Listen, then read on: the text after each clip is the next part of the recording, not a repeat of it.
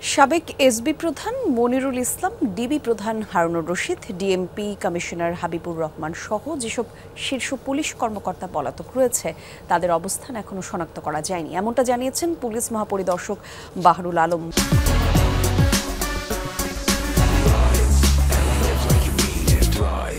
বলেন, অভিযুক্তরা দেশে পলাতক অবস্থায় থাকলে তাদের আইনের আওতায় আনা হবে।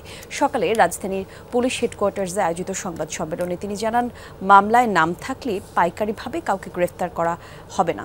জনগণের সাথে পুলিশকে বিনয়ী আচরণ করতে হবে। কেউ ইচ্ছাকৃতভাবে মিথ্যা মামলা করলে বাদীর বিরুদ্ধে ব্যবস্থা নেওয়া হবে বলে হুঁশিয়ারি দেন আইজিপি। পুলিশকে কেন মরণঘাতী অস্ত্র দেয়া হলো সে প্রশ্ন রেখে আইজিপি বলেন, এখনই সময়ে সুষ্ঠু অস্ত্র নীতিমালা তৈরি করার, কেননা মানুষের জীবন নেওয়া পুলিশের কাজ নয়।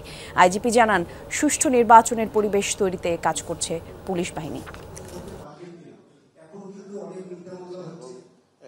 প্রত্যেকের অবস্থান আমরা যে বের করতে পেরেছি, this has not yet been ডান।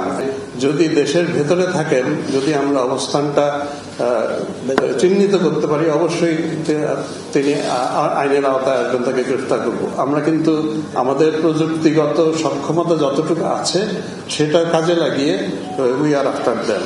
এ ব্যাপারে আপনারা নিশ্চিত থাকতে পারেন।